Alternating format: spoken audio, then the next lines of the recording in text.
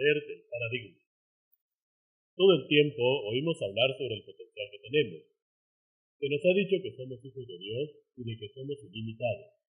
Pero en el fondo, seguimos creyendo que somos así, que estamos limitados, que estamos condicionados y principalmente, la sociedad nos condiciona fuertemente. El gran psicólogo Carl Gustav Jung, discípulo del también famosísimo psicólogo Sigmund Freud, dijo: somos como somos por inconsciente. Con esto lo que quiso decir es que lo que realmente nos afecta es lo que está en nuestro interior y que muchas veces ni nosotros conocemos. Por ello, vale la pena hablar acerca de cuáles son nuestros paradigmas. Lo que pretendemos con este material es sembrar una semilla. ¿Para qué? Para que empecemos a pensar lo que estamos haciendo con nosotros mismos y con quienes vienen atrás de nosotros. Este es el objetivo de todo este material. ¿Por qué? Porque lo que nos afecta está grabado en el inconsciente. Lógico, si lo tuviéramos grabado en el consciente, sería muy fácil modificarlo, pero no. Insistimos, porque es muy importante, todo esto está grabado en el inconsciente. ¿Qué es un paradigma? Yo siempre he dicho que paradigma es una palabra elegante para un concepto sencillo, pero increíblemente poderoso. La fuerza que las creencias, muchas de ellas inconscientes, tienen sobre nuestra vida y que nos hacen reaccionar sin apenas darnos cuenta de lo que estamos haciendo y mucho menos de los resultados. Una definición formal de paradigma podría ser acepciones de ideas, pensamientos, creencias incorporadas, generalmente durante nuestra primera etapa de vida, que se aceptan como verdaderas o falsas, sin ponerlas a prueba de un nuevo análisis.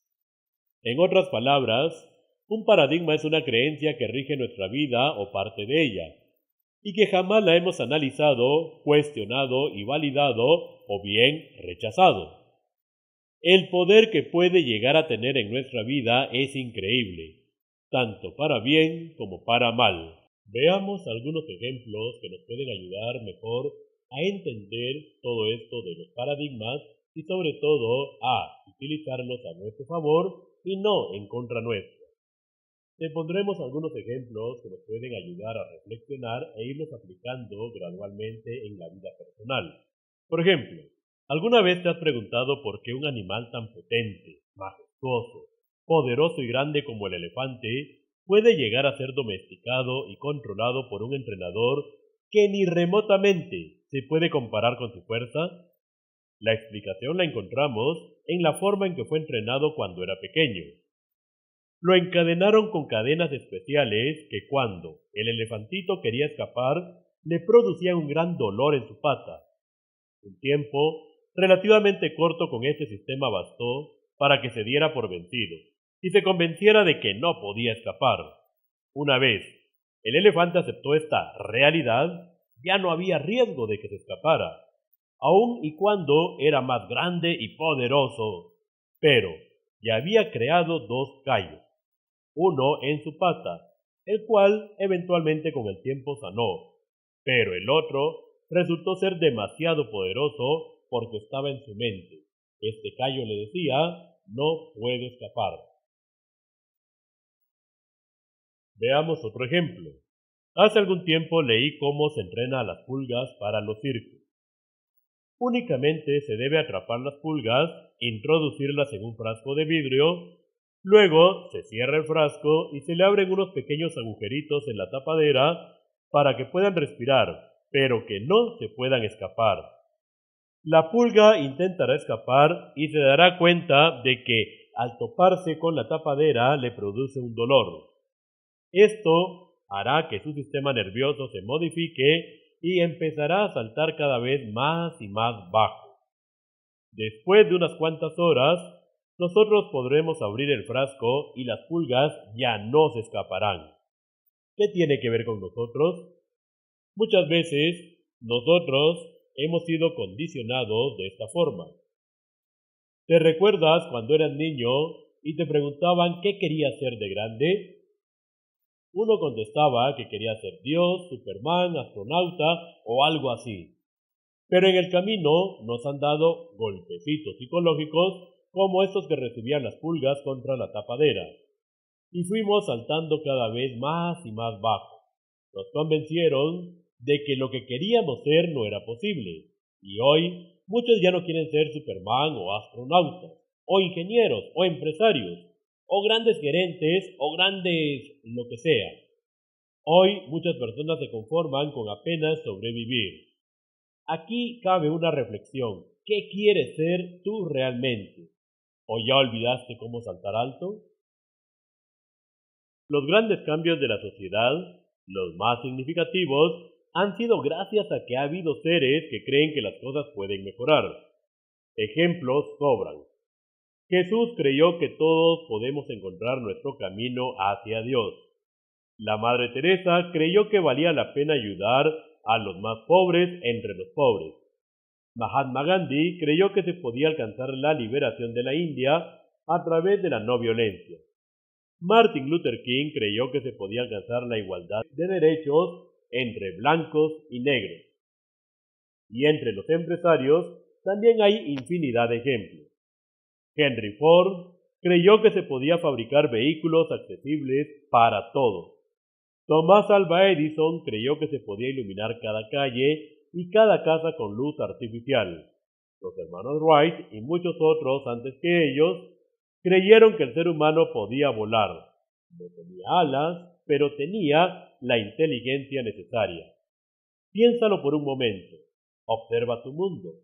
Y todos los grandes inventos, la televisión, la computadora, un carro, un celular, un equipo de sonido, una cámara digital, un avión y miles de cosas más, han sido posibles gracias a que alguien ha creído que es posible cambiar la forma en que se hacen las cosas. Piénsalo, tu potencial está ahí, en tu cerebro. Es ilimitado e independiente de tu edad o antecedentes. Con este material pretendemos desarrollar ese potencial, pero, y es un gran pero en el camino, si tú no te crees capaz, poco será lo que vas a lograr realmente. Sé honesto contigo mismo. Este es el primer paso para lograr esta gran transformación. Otro ejemplo del poder de la creencia. En África hay una tribu que tiene un sistema judicial perfecto. A los inocentes siempre los liberan y los culpables los castigan o los matan. Nunca fallan. ¿En qué consiste su secreto? Cuando no logran determinar, sin lugar a dudas, la inocencia o culpabilidad del sindicado, le dan a beber una pócima que es un veneno y le dicen: entra a esa tienda. Si eres inocente, los dioses te liberarán, y si eres culpable, los dioses te dejarán morir. Los inocentes pensaban: ellos no me creen, pero los dioses, que todo lo saben, saben que soy inocente y me salvarán. En cambio, los culpables pensaban: a ellos los pude engañar, pero los dioses, que todo lo saben, saben que soy culpable y me dejarán morir. Invariablemente los inocentes vivían y los culpables morían. Lo curioso es que al estudiar la pócima, se determinó que no era más que una toxina incapaz de matar a un ser humano, pero al estar presente en un cuerpo muy estresado, su poder se potenciaba hasta convertirse en un veneno mortal. He aquí otro ejemplo. Esta es la famosa historia o parábola de la vaca. Es la historia de un maestro espiritual que viajaba con su discípulo y aprovechaba cada oportunidad para enseñarle sobre la vida. En una ocasión, vio una choza muy humilde y le dijo al discípulo que pedirían posada en ella y se quedarían esa noche. Así lo hicieron. Y al llegar el momento de la cena, le preguntaron al jefe de la casa cómo hacían para vivir, porque no miraban cultivos o alguna otra fuente de sustento. Este le dijo que tenían una vaca que les daba un poco de leche todos los días, de la cual consumían un poco y el resto la vendían en el pueblo más cercano, y con el dinero que recaudaban compraban unos pocos alimentos. Esta había sido su forma de vida por años. Antes del amanecer, el maestro despertó a su discípulo y le dijo que se levantara y que arrojara la vaca por el precipicio que estaba detrás de la casa.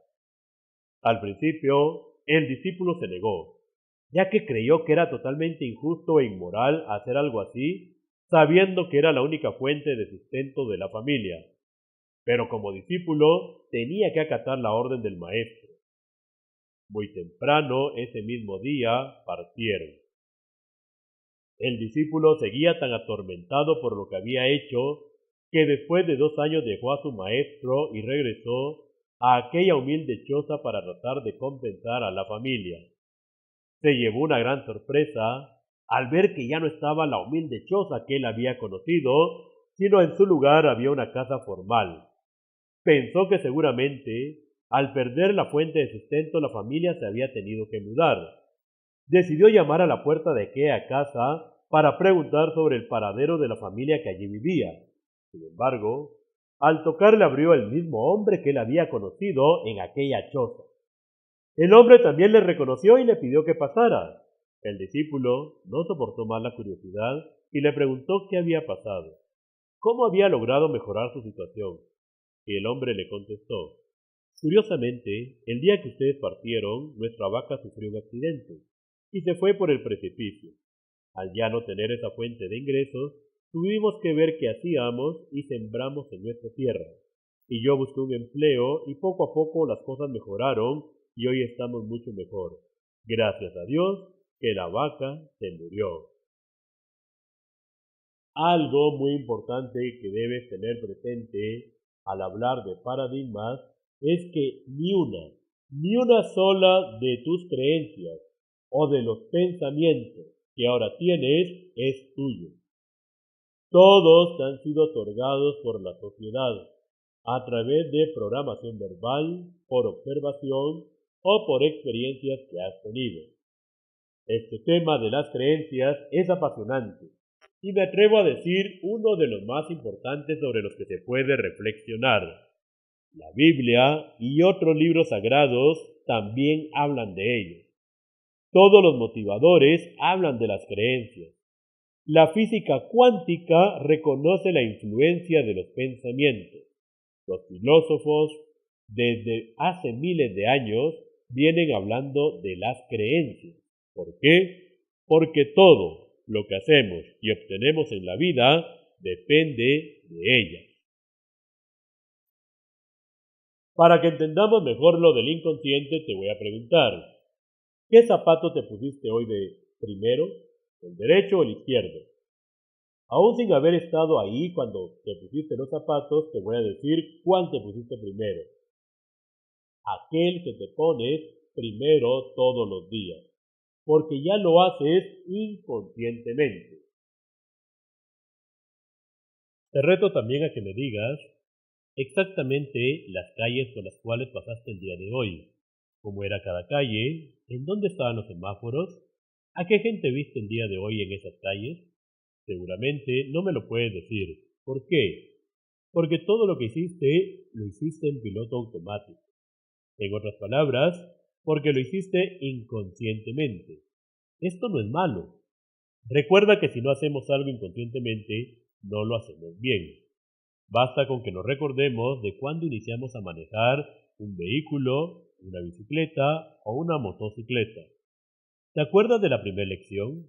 Eras consciente de todo y cada uno de los movimientos que hacías, de cómo agarrabas el timón, cómo hacías los cambios, de cómo usabas el vías, etc. ¿Y qué pasó después de unos días, a lo sumo semanas de práctica? Hoy yo me subo a mi carro, pongo la llave, no pienso en cada uno de los movimientos que debo de realizar. Simplemente arranco, me pongo el cinturón, lo pongo en retroceso, miro para atrás y si se atraviesa alguien, bocino. Salgo, cruzo y sigo en mi vehículo. ¿Por qué? Porque ya todo lo tengo en el inconsciente. Claro, este es un uso intencional y práctico del inconsciente. El problema es cuando no tenemos cuidado de que le está llegando al inconsciente información que no nos conviene. Por supuesto que tiene muchísimas aplicaciones positivas. Por ejemplo, hay una cadena de comida rápida, hamburguesas para ser más específicos, que basa todo su actuar en el servicio.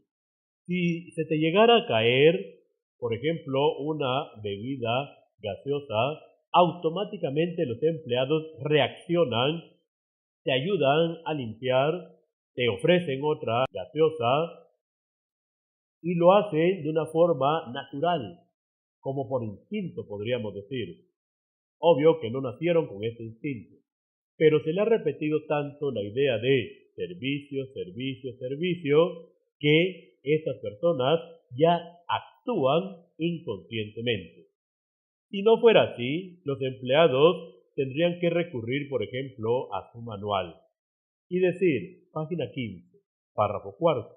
Aquí dice que cuando al cliente se le llega a derramar una gaseosa, yo debo de acercarme. Y bien, ahora que estoy cerca del cliente, ¿qué hago? Por supuesto que no daría tiempo de actuar de esta forma si conscientemente tuviéramos que recordar toda la información. Por eso decimos, el inconsciente es una maravilla y un gran regalo. Sigamos con ejemplos. Ahora hablemos de paradigmas culturales. Muchos pueblos latinoamericanos tenemos una herencia española. Yo te pregunto, cuando los españoles vinieron a conquistar esta región del mundo, ¿será que vino lo mejor de la sociedad española? Acordémonos un poquito de la historia. Cuando Cristóbal Colón convenció a la reina de que empeñara unas joyas, y según dice la historia, compraron o construyeron 3 carabelas. Sin embargo, como estaban en guerra, no le pudo dar un ejército de valerosos, aguerridos y éticos soldados, sino que Cristóbal Colón tuvo que conformarse con los presos de aquella época.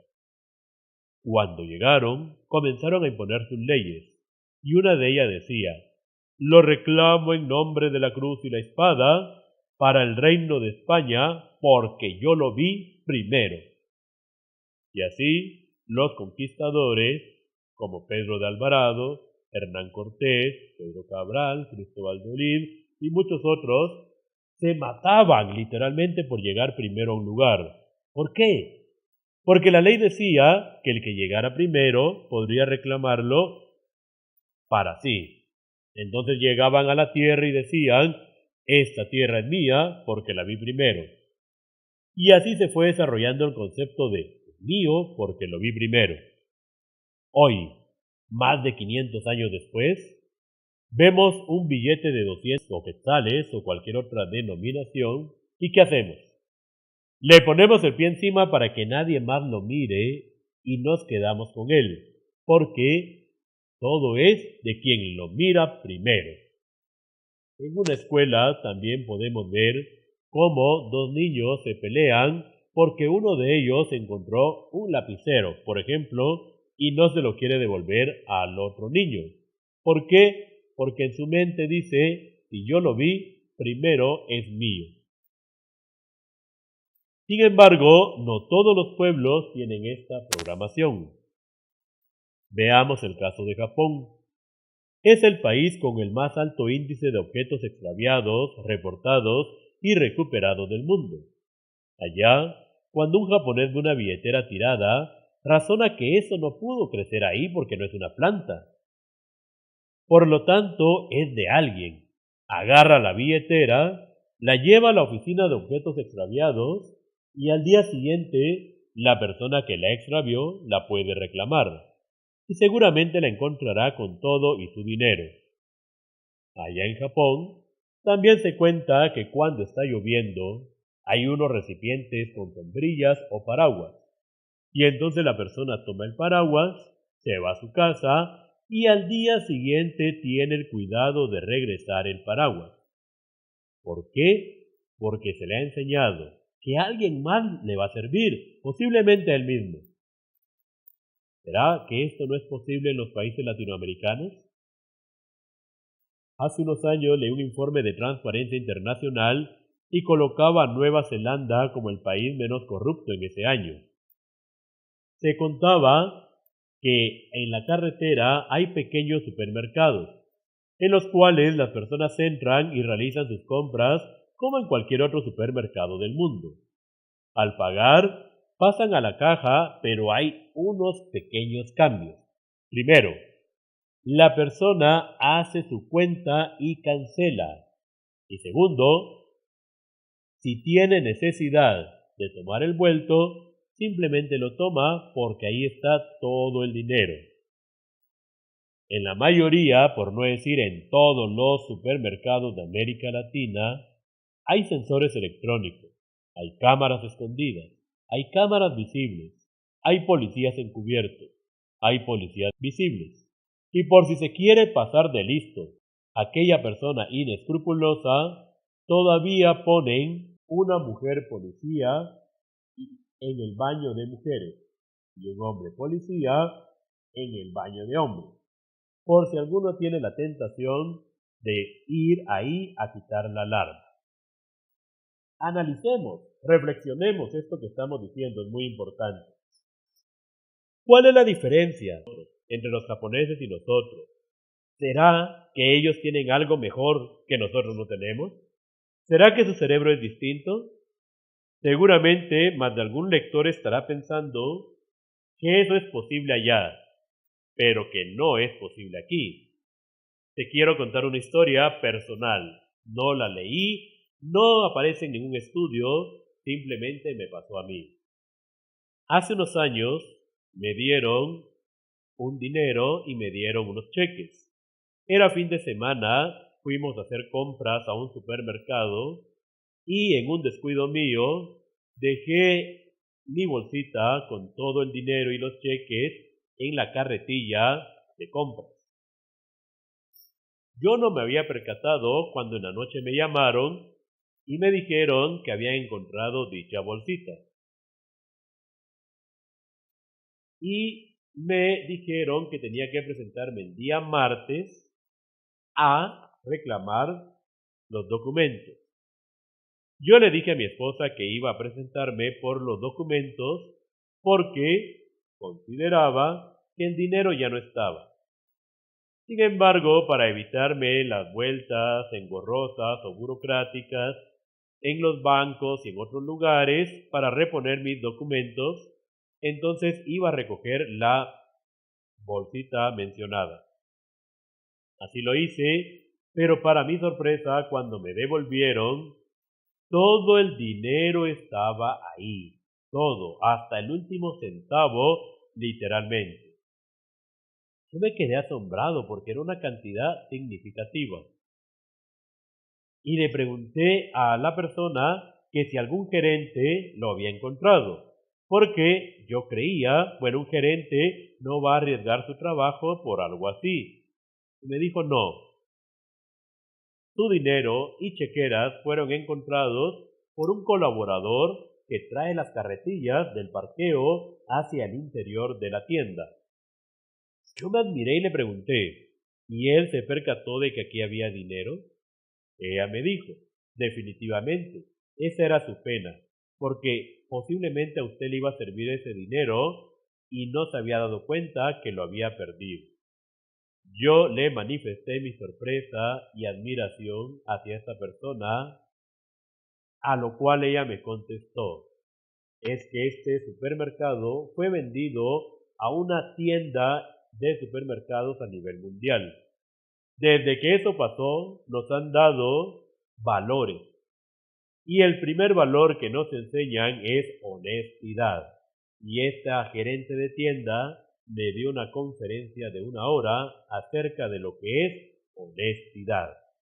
Yo salí de ahí encantado, no solo por haber recuperado mi dinero, sino porque esto renovó mi fe en las personas. Y le dije a mi esposa, quiere decir que sí se puede en cualquier parte del mundo, con los paradigmas apropiados, sí se puede y no porque seamos de determinado país, estamos condenados a repetir cierto comportamiento.